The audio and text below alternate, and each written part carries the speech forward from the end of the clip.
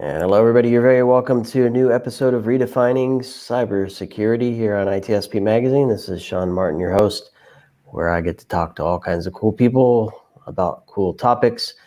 And my ultimate goal is to help organizations operationalize a security program that not just reduces risk, but actually helps build and protect the revenue that they generate. Not an easy task for those that sit in the CISO seat and the teams that support them in that role. But I think we have an opportunity to do some good stuff, and I'm thrilled to have Kim Jones on again. Kim, how are you? I'm doing well. It's good to talk to you again, Sean. Likewise, my friend. And the topic is velocity. And I saw this post on LinkedIn, and then you wrote a nice piece on Security 2 Cents. And, Thank you. And I was like, let's chat about this, Kim. Let's understand a little bit about what you mean by velocity and how it can help teams do a better job of what they do. Before we get into the topic, though, a refresher for folks who don't know who Kim Jones is. Oh, you have to. Kim Jones is an old security guy is probably the best explanation, but a little bit of detail. Why is security guy? Yes, I hope. This is just started my 38th year in intelligence, security, and risk. Cut my teeth in the military. I'm a West Point grad, spent 11 years as an Army intel officer, spent 5 years consulting, spent 13 years in the CISO chair in various organizations, most of which in financial services. Spent a couple of years building a cyber degree program at Arizona State, went back in-house on CISO staff at Intuit, the TurboTax, QuickBooks, Credit Karma, MailChimp company, and that's where I've been for just shy of 6 years. At Intuit, I've done various roles. My latest is called Performance Acceleration, which deals with how we attract, integrate, train, and retain some of the best cyber talent that the world has to offer. So that's me in a nutshell. I love it, Kim. And you do so many amazing things that this current role sounds fun, actually. Yeah, this is a passion point of mine. Going down the tree branch just a little, I believe that we as a profession have struggled as to whether we are an industry, a trade, or a profession. And many of us who came up hard scrabble when we didn't know what this thing called cyber was are struggling to figure out how we replicate within the environment, how we improve ourselves, and how we create a method to truly bring new people into the profession and raise the level of excellence. And that's been a passion topic of mine for the better part of a decade. So I'm blessed that my day job and my passion have linked up so well together that I get to not only figure out how to do it better for Intuit, but then to use those methodologies to figure out how we improve the profession as a whole. And that's a nice place to be when you're pushing 60 and looking at retirement eventually. Kind of taking a step back and helping the next generation. Amen. I'm gonna point this out. So you received an award for championing security for collaboration. Yeah. Tell me a bit about that. Yeah. Portal 26. This is apparently their second year offering or putting forth the Champions in Security Award, and they have different categories, for recipients. And a friend of mine named Carolyn Wong, who is the Chief Operating Officer at Cobalt, I think you know Carolyn as well. Yes. Much to my surprise, nominated me, and I was selected and won. And it was, the criteria there are the recognition and championing the idea that security is a team sport and that the objective is to lift all boats and to make it better for everyone rather than being parochial or territorial regarding how we do this. So it was an honor to be nominated. It was an honor to be recognized, and it was humbling. And I just, yeah, that's it. I don't like to talk about myself, so that's it. No, it's quite the honor, and I can see that. And hats off to Carolyn for putting you forward for that. Well deserved, my friend. Thank you. So let's talk about this topic. And I don't know, maybe you can kind of get into how it came up, but Yeah. the title of this piece you wrote is Velocity Simplified. And so I want to get into it, but what was the catalyst behind you putting this together? Yeah, it's funny. There's about a third of that post that is a rehash of something that I had written 15 years ago. What brought it back to the forefront was a couple of things. In general, since ChatGPT came out, everybody, at least in the Silicon Valley end, if not a lot of other businesses and verticals, et cetera, have been trying to figure out how to move faster. And how, because they're anticipating, rightfully so, that the pace of change with the innovations of generative AI are going to move faster. This is a particular concern among security teams because, as you are well aware, we are traditionally looked at as an obstacle or a roadblock or something that slows down the ability to innovate and achieve.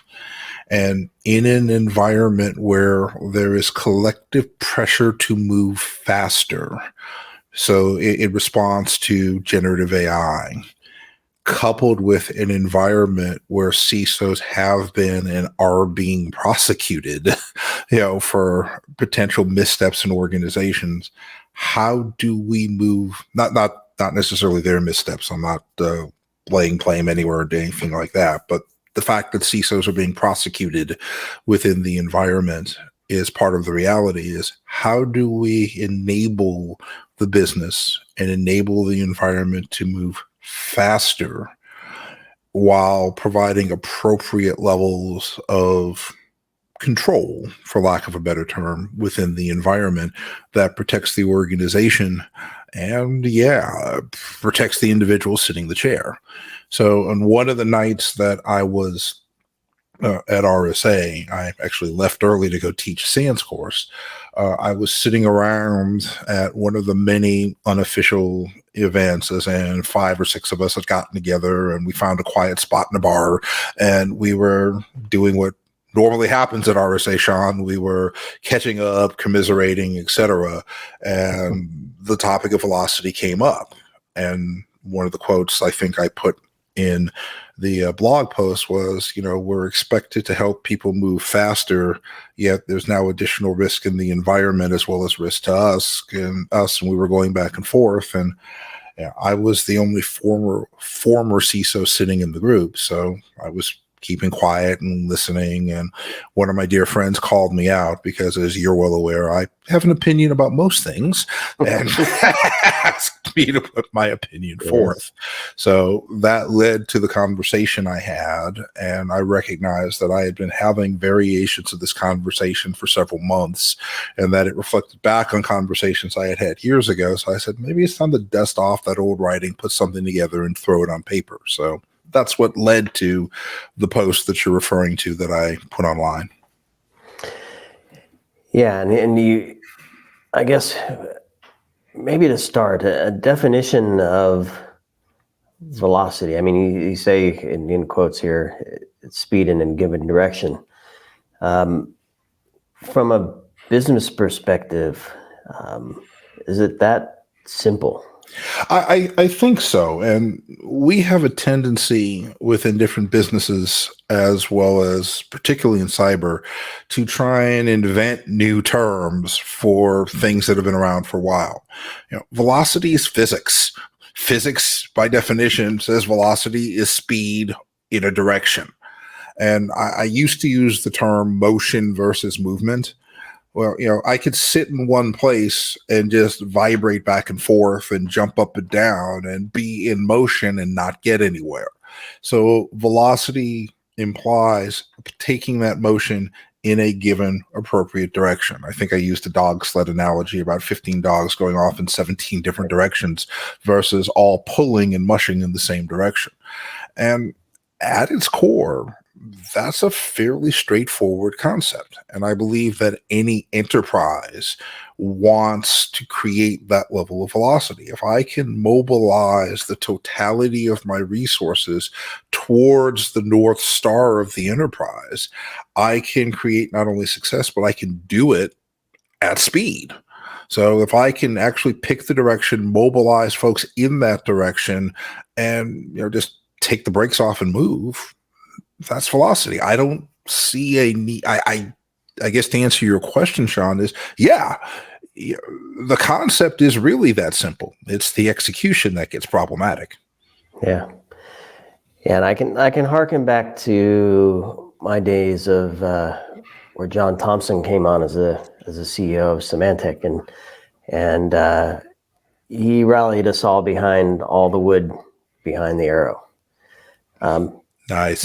Basic, same concept where everybody is part of pushing that arrowhead to the target that we're all aiming for as an organization. And I remember that to be a very positive, powerful time for the organization.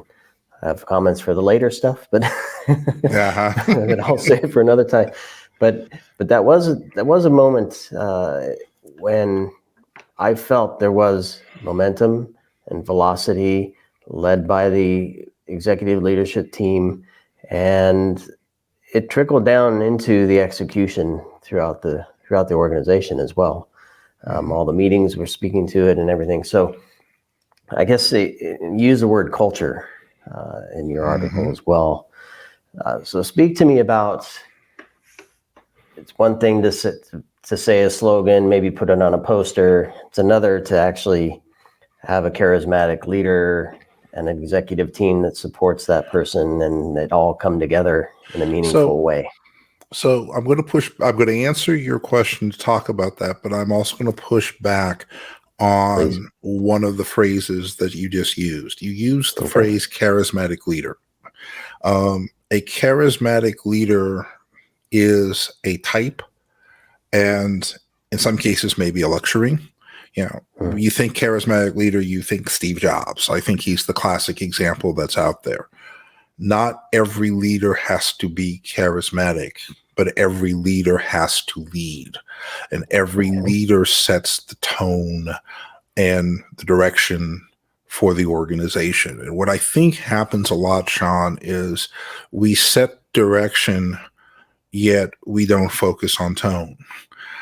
I think many companies will tell you, and have gotten better over the years in terms of what their North Star is, their guiding light is, within the environment, etc. But understand that the tone necessary to create movement in a direction at speed requires a culture that, bluntly, isn't stabbing each other in the back, has methods where you are not criticized nor fearful of conflict, where you're not fearful to raise conflict, where negotiating and working and truly collaborating with your peers wherever is considered the norm, and that level of clarity is such that if doing what's better for the company is not necessarily the best thing for me right now, right this second, I'm going to do what's better for the company because it's the right thing to do. And I genuinely and sincerely believe that there are a lot of organizations that have decoupled velocity from the need to establish a culture where it's not only okay, but expected to collaborate. And it's not only okay, but expected to do the harder right. And it's not only okay, but expected to raise tactical conflict to the appropriate level quickly, where it's not viewed as a weakness in order to succeed. And that, bluntly, it's okay and expected to truly operate as a cohesive team. And many organizations looking for velocity because they've decoupled that culture piece and that need for teaming, they're tactically solving for symptoms without getting to root cause. And I think more leaders particularly within the cyber arena, where we are often accused of being a roadblock or a 50-foot high speed bump, need to be better about this. Yeah, and I think to this point, you also mentioned I'm trying to think here. Back to some of my own experiences, because as a program manager, bringing a product to market, product manager bringing a product to market, there's a lot of ambiguity of how do you get from A to Z successfully on time, on budget, and all that stuff. It's no different for the bigger business. And when there's a lack of information, where there's conflicting information, when there's a not easy path and an easier path, the short-term, long-term sight, all this stuff, you start to come up with decisions that are hard, might take a long time to solve, or you can make a quick one. But then to your point in the article, you end up making the decision over and over and over, repeating something that is not the best for the organization over and over and over. Yeah, I agree. And I also agree that a lot of the decisions that we're making obviously are hard. Remembering that I'm an ex-GI, and what I used to tell my teams is nobody's living or dying based upon decisions I make now. And that wasn't true when I was 24. So, I have a slightly different perspective on, the impact of hard decisions without downplaying the fact that they are hard. A good leader is going to push the organization 5% at least beyond what it thinks it can do, and is going to push his or her direct reports at least 5% beyond what they think they can do. And I tend to push my teams that way until they say, "Uncle," and occasionally that creates conflict, because I've said to you, person A, do these 15 things in this order, and I've said to you, person B, do these 22 things in these order, not fully realizing that the things that I'm asking A to do and the things I'm asking B to prioritize are conflicting for the same resources. That's okay. That's where you can create levels of innovation. It's where you can create opportunities for unique solutions. But it doesn't happen if a couple of things haven't occurred. One, that those team members aren't comfortable talking to one another, versus, well, if I don't do exactly what Kim says, my goals and objectives are going to be messed up. Therefore, I'm going to hoard this resource and focus here. And the same thing for person B over here. And that, okay, this is in conflict. I'm not necessarily going to raise the fact that there is a conflict here within the environment. And I'm not going to talk to my teammate to attempt to innovate, or as I used to tell people, and if any of my old teams are listening to this, they'll recognize this. Look, the job is to make lemonade out of 2 apples, a grapefruit, and a kumquat and make it look easy. So I'm looking to you guys to figure out how to do that within the environment. Or it gets to the point where you've talked to one another and it's truly just, look, you just can't get there from here. Being comfortable raising it to the leader who's put you in that position, so that the leader can make the decision. And that leader has to be comfortable making the decision and saying, okay, person A, I get it. I've listened to you guys. You talked to one another. You're right. We can't get there from here. Okay, A, your requirement is more important to me right now than yours. B, we'll prioritize A. B, that's going to slip your requirement by this long, and be comfortable standing on the fact that I'm going to adjust that time frame, and that it will be impactful, and that's okay, because we've looked at all the pieces and parts. And culturally, lately, what I've been hearing a lot of, speed in a direction, we got to go faster. Speed in a direction, we got to go faster. How are we creating those cultural characteristics other than giving him lip service that says, I want you to talk to one another. I want you to be tactically innovative regarding how to solve the problems. And I want you to know that it's okay when you hit that wall to raise it to the leader so that the leader can deconflict. And oh, by the way, leader, I need you to lead, make a decision, and deconflict. Because there are a lot of so-called leaders there that are trying to manage instead of lead and won't make that call. And we've got to get better at that, particularly in cyber, when we're the ones being perceived as a speed bump. So, yeah. So I'm hoping you can share some stories, because I'm looking back at MBOs, managed by objective, and I can picture different categories of things that I'd be measured on personally, for the team, for growth, for the business, and you're telling your story about the culture has to support collaboration and communication and escalation when there's conflict. And all the stuff that I remember experiencing was, how do I succeed? Because there's going to be a bonus, and 10% of people aren't going to get the bonus. I don't want to be one of the 10 that doesn't. And what I would also make the statement is what you've just hit the nail on is leaders having to set the culture. That, look, if I set the culture that says, Sean, you've hit your objective, and you hit your objective because I adjusted your time frame, and I adjusted your time frame because I said this thing over here that Kevin is doing right now is more important. So you hit your objective. It's not that you slipped your objective, you hit it. You hit the adjusted objective, so that the cycle works continuously to say you're not being penalized because we collectively as a team made the decision that I need this done first versus this. Now, if you just come to me and say, well, Kevin is taking the resource, so I'm going to be late, yeah, that's going to be a problem.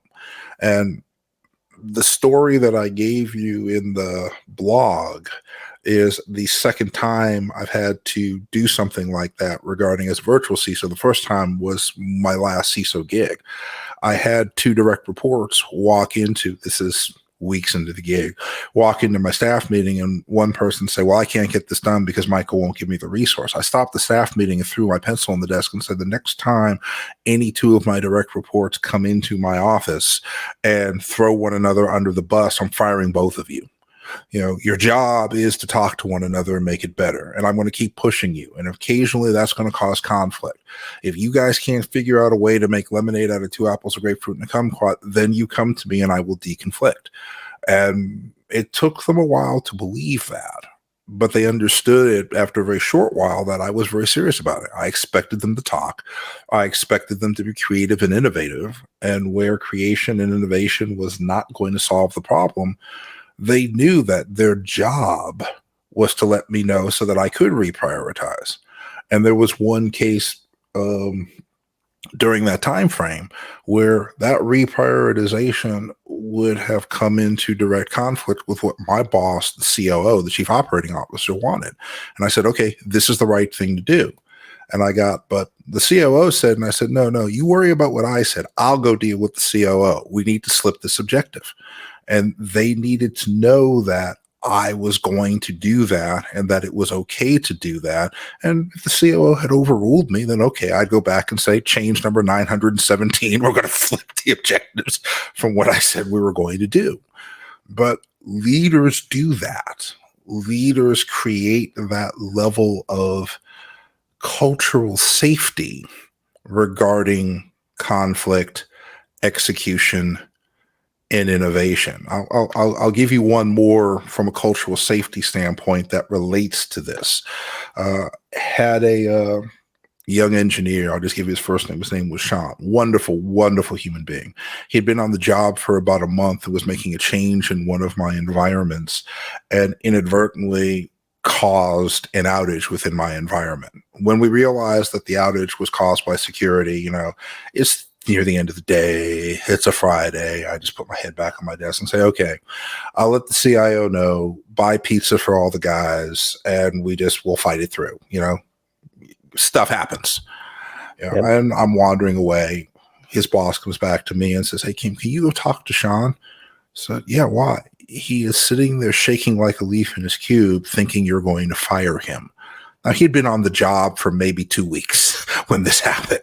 And I just looked at Steve and he said, look, I know he doesn't know any better. It's okay. So I wandered over and said, look, you were trying to do right for the company.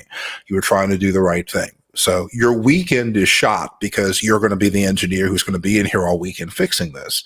But as long as you try to do the right thing, you don't make the same stupid mistake twice, you'll always have a job here. And he became one of my best engineers because he operated not recklessly, but fearlessly, because he knew that the job was to make it better. Creating that culture is a leadership challenge. And leaders have to set the tone. We have to set the tone. So if I want my guys to go faster and innovate, I need to set a tone that says that's okay. And it's okay when you hit the wall and say, boss, we don't know what to do. And it's okay to say, well, excuse my language, well, crap, I screwed up. And, let's reset and do it again. And we collectively talk about doing that. But my question to leaders, not just in cyber, but anywhere, is what have you done lately to set that tone? And I would contend that if you look hard, the answer is probably not as much as you think. Yep. Now, I want to touch on another point related to this. Now, granted, you told the story. It was a Friday afternoon, evening, had to be dealt with over the weekend. But you make a point here as a question: how many leaders make certain they don't go to bed at night without answering a peer's email or Slack message? Oh, my goodness gracious. Yeah. And to me, inaction is reckless, just as acting without a bound. Yeah, but that point, Sean, for me is less that. It's more and I referenced Lancione's first team principles, et cetera. It's more my peers are my first team. We tend to, as leaders, particularly intend to say, okay, my team are the people working for me. And they are, and I care about them, I support them, I edify them wherever possible. But my first team are the ones around me. They are my brothers in arms. They are the ones at the same position in the phalanx that I am right now. And I used to have a habit, still have a habit. I do it on Slack now instead of emails. The first thing that I used to do in emails is I'd sort by name.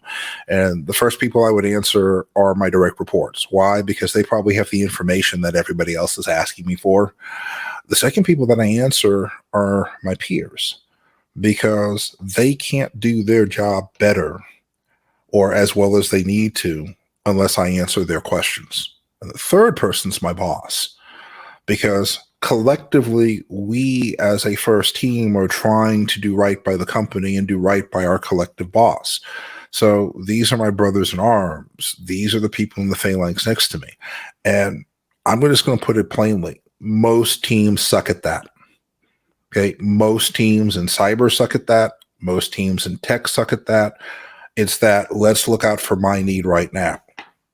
I have been bringing my inbox of 850 emails or more when I was a CISO to net zero at least once every 2 weeks.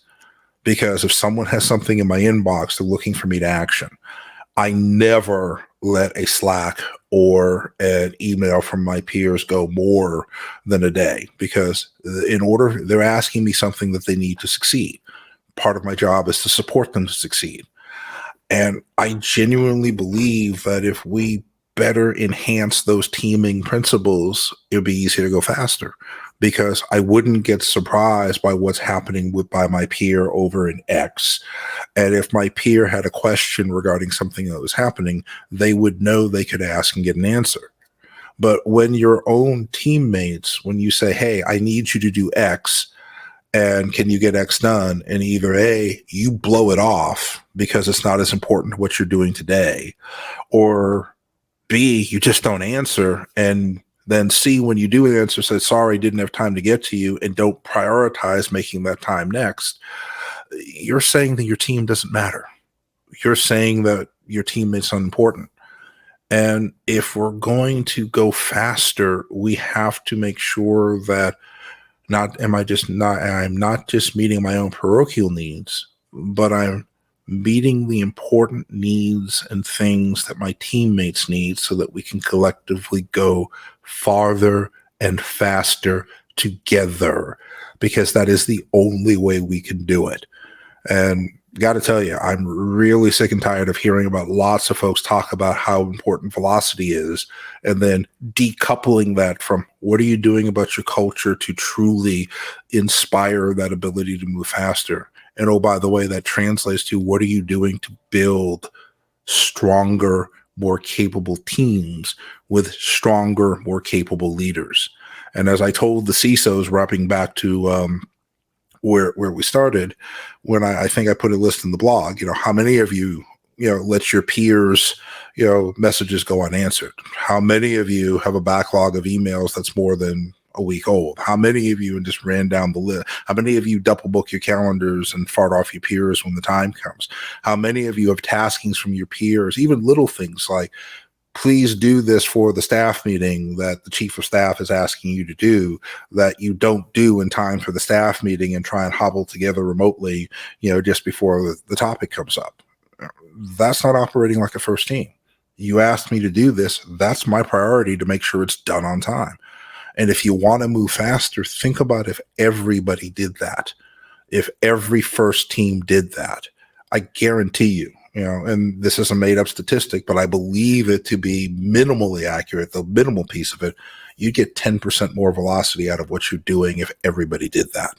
I believe that wholeheartedly.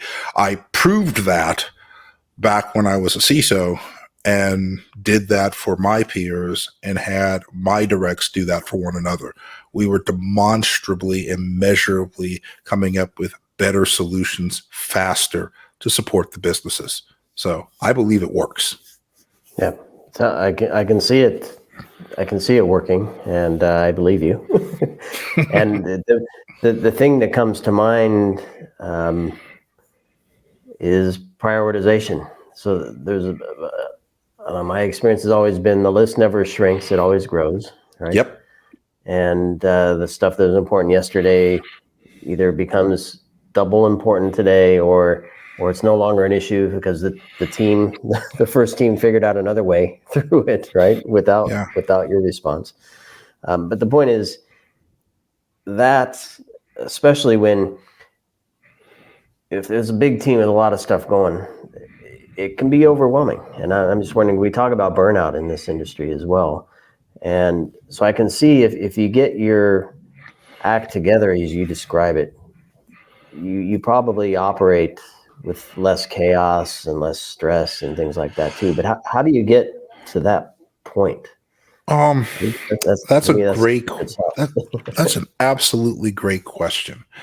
And it's not the first time I've been asked that question. And I have an advantage and a disadvantage here in terms of perspective. And that advantage and disadvantage is that statement that I made: nobody dies based upon the decisions I make. And when I was a much younger man, that wasn't always the case. So I came into this profession with that perspective. And most of my background, by the way, is sitting in the chair, what I used to call clean up on aisle 5 work. One CISO had been let go. The second CISO had left shortly because the job was problematic. And a lot of what I got asked to do was to bring order out of chaos and move the organizations forward. So whereas typical CISOs are moving the organization 5% a year, I had 15 to 25% movement a year, every year for 3 to 4 years, just to get us back on an even keel. So in those type of environments, it's a matter of, as you say, it's prioritization. And General Bruce Clark, he was the first Supreme Allied Commander of Europe. He was Patton's, I believe, Chief of Staff at the time. I actually had the privilege of going to school with his grandson, so I got to meet the man. He used to have a saying. He said, a unit does well what the commander checks or causes to be checked. So you, as the leader, get to determine what your priorities are. So my first priority in any organization that I had was no burnout. And in many cases, that meant reminding my team that you're not expected to be Atlas. And if you try to continue to work that hard, you're going to get sick and I'm going to lose you for a month as opposed to taking the day off, or your family life is going to go to crap and I'm going to lose you completely. And I had very dedicated individuals. There was a time where when folks took vacation after I forced them to take it, they were going to work online. So I was temporarily suspending their access to the network to force them to shut down.